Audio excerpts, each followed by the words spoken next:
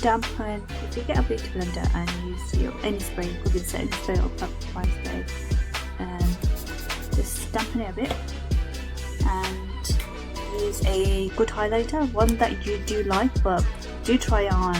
an inexpensive one first, just in case you ruin the palette. So if you just get the